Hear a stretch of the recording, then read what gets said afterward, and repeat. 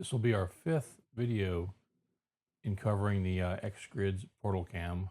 We've covered everything from the unboxing here in the office, gone out into the field and done a few scans, and then now we're back in the office again. A few months have passed. We do have a few more scans under our belt, but today I'd like to take a look at some of the raw LiDAR and imaging data from the camera itself. So let's hop right in here and take a look at what we've got. So here's the Lixil CyberColor uh, software. And you can see here the first few scans that we did in the previous videos. See that we did an office scan here. This was the expansion that we took that trip over to the Sebring area of Florida. And then since we've actually did our training room and some compressor rack and some of our training aids. So just to catch you up, we've actually done 10 field scans so far. 8 of those have been processed. That's what you're seeing here.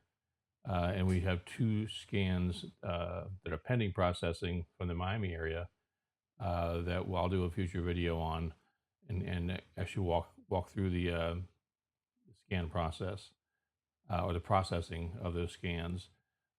Still learning the scan process and the processing software, and so it's again, new to the whole LiDAR game here. And yeah, there's tell you from just a scratching the surface, you can go very deep as you want.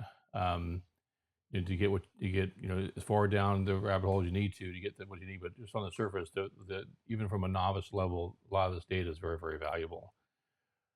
So in this video, I got 2 main goals. Got some notes here I'm looking at. I want to walk through at least 3 or 4 of our scans we've done so far, and we'll take some measurements and compare some of the field data that we had before. Remember, we took some measurements inside the expansion to see the length, the width, some openings. So we'd like to take a look at that.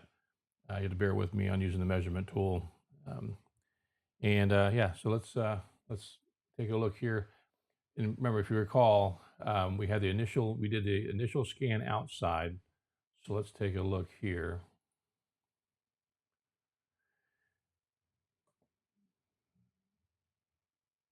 And one thing I am noticing, I noticed this a bit earlier, is when we go to the point cloud portion of this,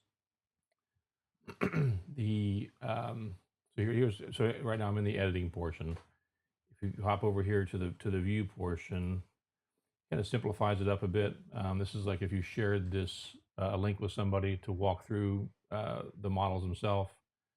This is what they'd actually receive is this viewer portion. But on the point cloud part, I'll walk you through this here a little bit. So on my laptop screen, let me see if I can get a little better view for you with that. Oh, different mouse. I'm gonna go. It's this one here. Yeah. That way you get a little better shot. There we go. Okay. Let's move the PortalCAM out of the way. Here you can see that from the share screen data, this actually is looking better than it was yesterday when I was running through some of these. But there actually is some point cloud data that's missing when I'm sharing my screen. So there's actually a lot more data here when you look at it on my laptop screen, essentially the native display versus what you're seeing here in the field. But so here's all the point cloud data. And again, still walking through this software and learning, but just right off the bat, it's if you remember from the previous video. So I had the Osmo Pocket 3 on the tripod here, and just you can start to clearly see. You can see the tripod legs. You can see like some of the topo here of the soil. You see this, the structure itself, but just early, right. So this is on the outdoor setting. what this is set at. Essentially the nature setting, but you can actually walk through this, and you'll actually see like the texture on the building itself. So this is actually a split face block, and you'll see the actual you can see the texture itself. Go to the point cloud, and there's some of the point cloud data too. Yeah, so the closer I'm getting in, I see quite a bit more here on the laptop screen than on the screen share. Maybe in the future I'll be able to dial this in a little bit more, but the native display definitely shows. But again, on the visual, you can see, I mean, a very high level of detail here. So this is essentially what you get if you're just walking around with a 360 camera. You'd get this type of imagery, and so for a construction project, super valuable. There's just kind of leaves no stone unturned. Back in the old days, because you get some photos, and I've been on all sides of the fence. I've been a general contractor, and I've been the owner's rep, so I understand how perception's everything, and so you get a shot of a project like this, and you don't see all some of the trash, that type of thing. So again, that's why the 360 is very valuable. I think what I'm really excited about this, the XGRIDS PortalCAM, is the portability of it, essentially the use of it. Relatively straightforward. A few critical things you have to look out for when you initialize the camera and when you first start recording with the camera. But it's just get the basics down. Really, it's a very straightforward camera to use. But it's the LiDAR. It's the data. It's the actual data of being able to see. Everything's measurable. So there's a lot of use cases, and I'll cover that in a future video of what you can use this for. So let's come around. And this is all the point cloud portion. And let's go back to the visual. So and I think that's what I really do like about this is you're able to hop between both. So you have the visual portion, and then you also have the LiDAR data if you want to make out some fine details. You can see there's some anchor bolts here for. There's like an exterior canopy that hangs on the building. It's got some columns. You can see some anchor bolts here. So again, so from a use case, I think of an engineer if they wanted to confirm some projections on the anchor bolts from where the top of the foundation is, or just get some rough spacing, center line of this to center line of this. It's from a field verification standpoint, this can be very useful. Even thinking, if you wanted to look at control joints in the masonry from here to here to actually do a field measurement for that. So again, use cases here, and I'll cover some of this on a future video, and it's all part of this series we're doing here. Come around the back, and I think this is the one where so if you come up against a hard surface like here, you actually have to maneuver around it. So this is actually a dumpster enclosure here. Come around the back. Again, and then that's our visual image, and then there's our LiDAR data. And again, the LiDAR, it's looking obviously straight through the areas that we've already covered. You can so essentially it's almost like X-ray vision looking through the building. Let's go back to our visual. And then we'll go back around. And it takes a little getting used to. I'm using the little 2-button mouse here. This is what you're looking at these on is a workstation level laptop. I'm not sure if you can hear the fan coming on and off. I'm actually a pretty heavy Mac user, so it'd be great if at some point we could get Lixil CyberColor available for the Mac. That's what the software we're using here. That would be great if we could. So if XGRIDS, if you're listening, it would be great to have that as a user. But yeah, the laptop definitely it's a workstation level laptop too. that we bought for this program we're working on. And the fan comes on quite often. So I know it is processor heavy. And we process the scan, same thing, it also comes on. So so here, if you remember right, on our scan number 1, we didn't actually go inside the building. We just we're out on the outside here. But let's hop over to another scan here, and let's hop out of this. I don't want to save anything. Really didn't do anything. Okay, so that was our expansion 1. It's the first one we were that was when we were outside. We just looked at. Here's expansion 2, which is same project. We are inside. I think I started out. That's right. We started outside, and then I think we went inside. If I remember right, we went. There we go. Yeah, and I didn't. I kind of took more of a random path through the building. Whereas in expansion 3, we actually I actually followed the control joints in the concrete to use as paths. And it did seem like expansion 3 came out a little cleaner. I don't have as many of these ghost areas. And so as a tip here, the change in lighting conditions definitely make a difference. So if you're scanning outside, leave it on nature. If you're scanning inside, leave it on indoor. And really try to avoid those transitions from outside to inside. I know that seems kind of maybe basic or elementary, but it does make a difference that I've noticed so far. I noticed it, and we'll cover another scan here in a few minutes, where you can really see the difference in the quality of the scan, at least from a visual perspective. I don't know how LiDAR data was affected, but I think this is a good example.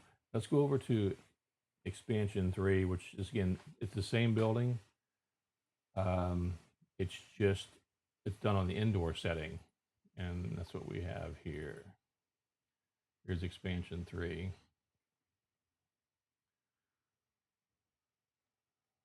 And top down, go down here a little lower. So one of the first things that impressed me when I switched over to the point clouds, let's go to viewer mode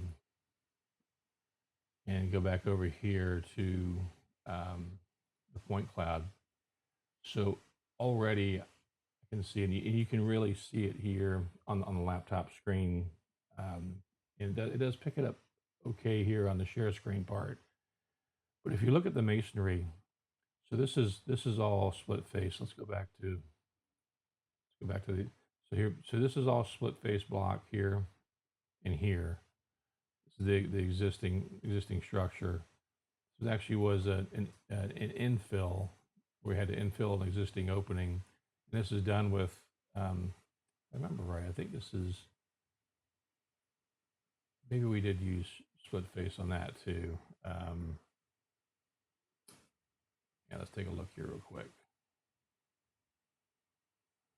No, actually that looks like, yeah, that's just smooth face block there. So, yeah, it looks all smooth face.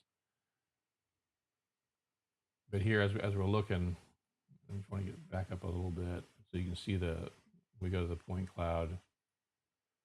But do you see like all the masonry joints? Again, on the laptop, you can really see it here. That in itself just talks a bit about the sensitivity of the LiDAR and what it's picking up. So it's picking up the difference in depth between the face of the block and the mortar joint itself, and just look at just essentially like how clean that is. It's very repetitious, just from one block to the next. One CMU unit to the next. You're actually able to see the actual joints. That's already a bit of a telltale sign of just the sensitivity that the LiDAR is able to pick up that 1/4 to 3/8 of an inch on those tool joints. Obviously, you can see it on the visual as well. on the visual side of it, but looking at the point cloud and even like the control joint down through here, fix that up. You can see the fluting on the metal decking, and so where my mind goes with this is um, that just from an engineer, from architects, uh, that you can actually look and see, actually see real data. Before we had 360 cameras, you can see objects, but and just so if I'm a structural engineer, and again I'll do a future video on possible use cases because I do think there's a ton of them.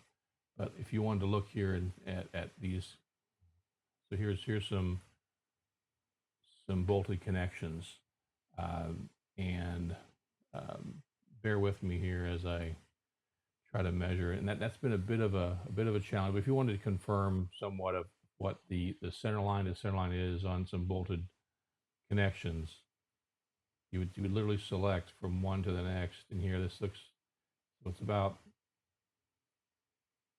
0.26, 0.27. So it appears to be about 3 inches center to center on the bolted connections themselves. So like if from a really getting down to it's not just a picture. You're actually able to get measurable data, which I truly think is a game changer with something that's just portable. So you can go out and actually walk through a project. I think all in all, I think if I remember right, we spent about an hour and a half here in this building, and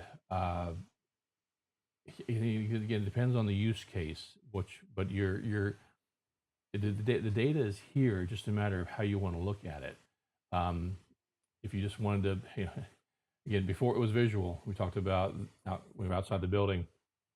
The old contractors photos in the past, you say, okay, well, this is our progress to date, and you move this lift out of the way, this box of trash, and take some photos. Well, with this, optically, visually, you have all the information here, and then but then there's also the point cloud data, and I think that's a great shot there. You can really see like all the, this is the smooth side, so split face block is on the outside there, and then the inside is a nice smooth face. Even picking up the pipes. So if you're roughing in plumbing and you're roughing's done, you haven't poured the slab yet, to do some actual measurements of where these plumbing is located. One thing I thought of earlier, and again, just talking about use cases, as a project manager, or even on the trade side, you do one of these scans, you share it with your subcontractors, and the cooler contractor. There's some product here. It's called Coralite, here in this lab. So if you want to make sure it's in the right location, so it would be again, you're sharing this view, this visual view, and from a measurement perspective, it does take a bit of getting used to. And I'm still learning myself. So here, if you look at the circle itself, see how it's flat on the plane with the slab, versus when you go to the wall, there's the wall measurement, the wall plane of it. So that gives you a kind of telltale sign of, hey, this is what it's measuring on the flat right now. So here, let's see if we're going to go this corner, just to get a rough idea. If I want to know what my cooler box is, I know my cooler box is, let's call it 15 feet, and here I'm seeing 15.4, so almost 15 foot 6 inches, or a little less than 15 foot 5. So it just, again, it just, I think it's a great tool to be able to get measurable data, and let's go ahead and got a few. Okay, so lessons learned on measurements. This is what I've struggled with quite a bit here. Is if you're going to use anything for reference dimensions, is that you put some type of a marker here visually. So if I knew I was going to check Um, the depth and the length of this addition, just from the accuracy perspective, is I wish I would have come up and either, you know, orange spray paint, or, but again, I don't like doing that from a customer's perspective. It's a building we're going to turn over, and a lot of these finishes in here actually will be raw and won't be painted, and they have these orange dots. So even a like an elevation bullseye or something, a sticker that you put on the walls, so that when you and then take your measurements from there. So when I took my long measurement from one side of the building to the other, that I've got a good solid visual reference of a little elevation target, like essentially a bullseye, from one side of the building to the other, or even from the width from one side to the other. 'Cause even if you use this painted line here, this darker shade here, and you try and project this across, you're looking at the masonry line, you're trying to get it all lined up. Um, and we can let's do one of those real quick, just from a example. So if I'm here, again, we talked earlier about that. So right now, see how the circle around the crosshairs, you're measuring on this plane. You come into this corner, you'll see it flip. So now it's measuring more from the wall. But if I take from this wall here, I'm coming across, and this is where on the data side, on your DX, DY, and DZ, I try to zero those out by moving the cursor. Just see if the DY is still like 0.72, and it's wanting to bullet. If you look, it's wanting to snap. So just try to. Full disclosure again. Just I need to learn the measuring tool a bit better. But looking at this, it's 39, 39 feet. Anywhere from 4 inches to 39 foot 6 inches. And again, this is the decimal equivalent. But it's important just to get those elevation targets up there so you can reference that. So that was just a critical step. Now that we're starting to work with this a little bit more from a measurement perspective, again, if you wanted to verify if control joints are in the right place, you see control joint here right at the 20-foot mark. So again, the use cases I think are pretty. I think there's a number of them. It all kind of depends on what you're looking to get out of this. Because again, it's just not just a pretty picture anymore. There's actually measurable data here. Let's keep walking through here.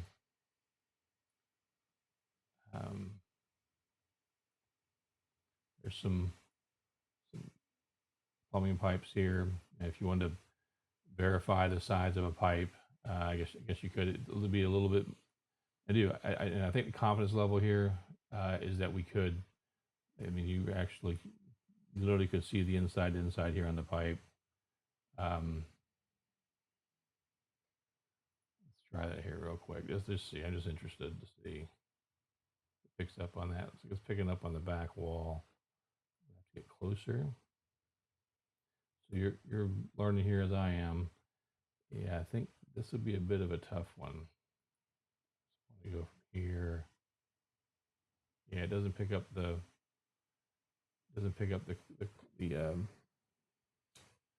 sort of face of this pipe here. So that would be not the best use case. Yeah, so this is let's take a look. Got some more notes here too. We talked about the critical step.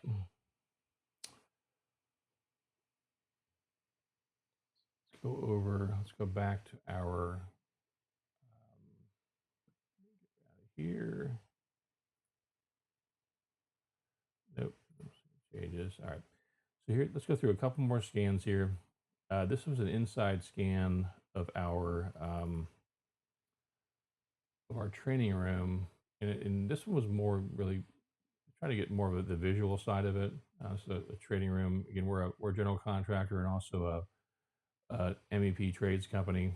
So we're very, very training heavy. But this is just I think what the neatest part about this is you're just able to get up if you wanted to get a good bird's eye shot, and you're not actually, obviously it wasn't up this high, but you can just get a really nice like bird's eye view of a room.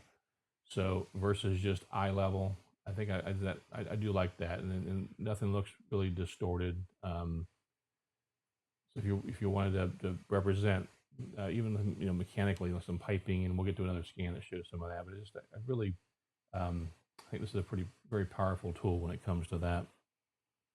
Let's go ahead and actually let's look at the view, and there's the point cloud part of this. There's the point cloud again, like just the I really can't. It's a little tougher to see here, but even like on this chair, like it picks up the differences in the stitching, and this is LiDAR data. This isn't the visual data portion. This is the actual LiDAR data, so it's picking up those differences uh, in measurement. So even here, there's some like there looks like there's a few things on the desk, on this table. Let's take a look at that. Yeah, some stuff you can't even really even see. So let's see, was there something? I see the remote there. Again, this is kind of nitpicky, but it's like you can definitely see. Oh, I think it's picking up the arms of the chair. Remember, I walked around the chair when I remember walking around this table when I scanned it. So that's interesting how that comes out. Wow, that's so. Let's go to one more scan.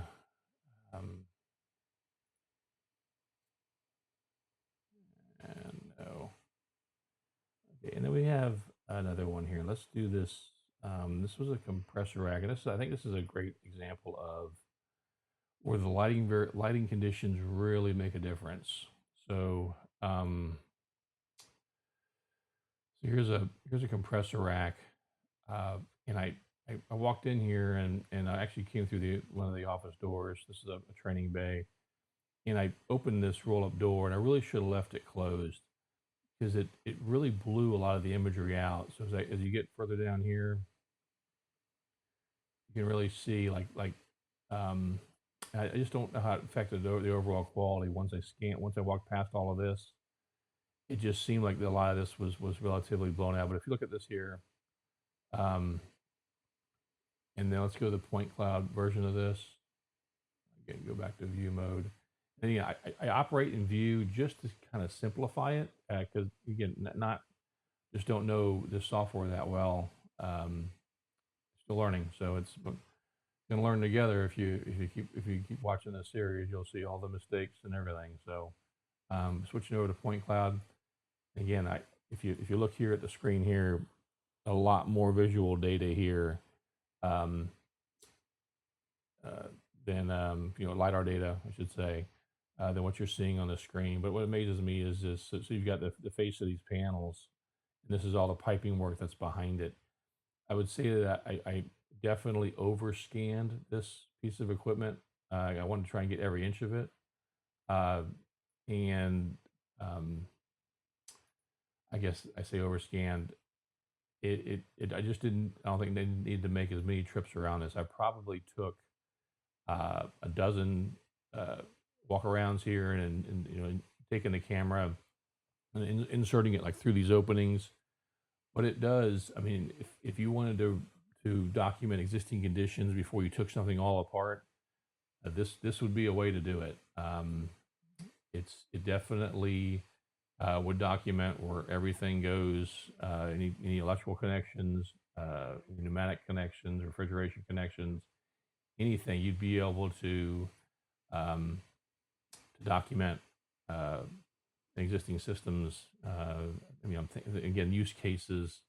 We do a lot of refrigeration work, but if you're in shipping, on the marine side of things, documenting engine rooms.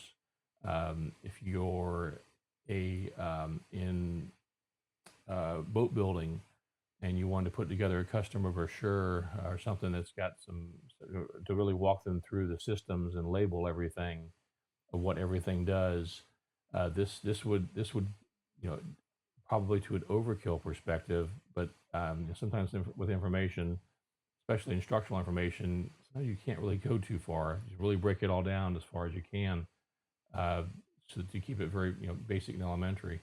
Again, this is this is amazing to me that you're able to get this level of detail. And I mean, it's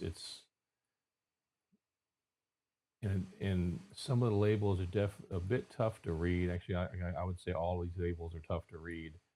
I know there's a provision I want to start using is taking some pictures, just regular, like with your iPhone or your Android device, and taking those and putting them into the model itself when you process it.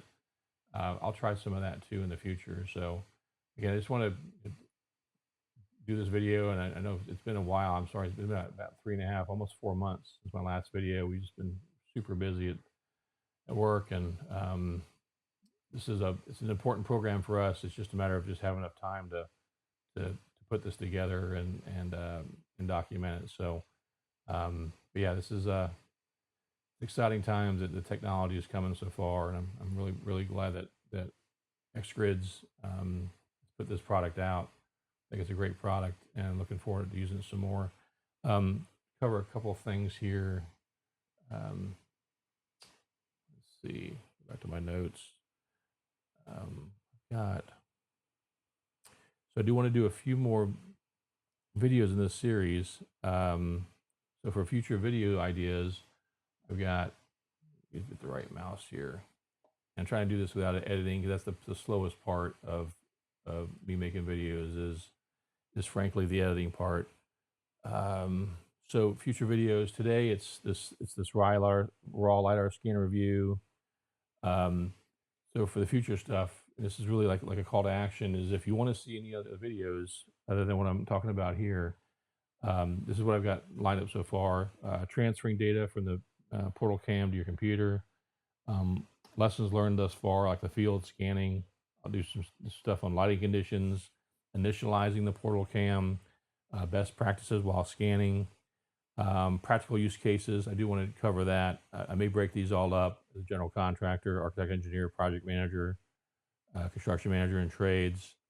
Learning the Lixil CyberColor Studio application, and also Splat Labs. So just shout out to Harrison over at Rock Robotic. That's who we bought this camera from.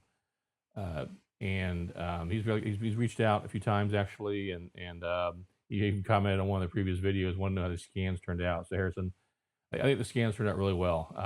It's just a novice user here, and so I think they turned out really well. Looking forward to learning more about the software and even your product, Splat Labs. So so Harrison, if you watch this, yeah, again, shout out to you and your team. You've been really helpful with this. And so, but again, if you have any future, any requests, just put them in the comments below, and I'll put that on my list of items to cover. But yeah, I got our workload's dropping off here for a few months, so I do want to get more of these videos in, and because we're going to use them also as training aids on our side for folks that are just getting involved and using the camera. So all right, everybody, appreciate it, and please hit like and subscribe, and hit that notification bell, and you'll be notified when new videos are posted. And really going to work on getting more rhythm of getting these videos posted. So, all right, thank you for watching.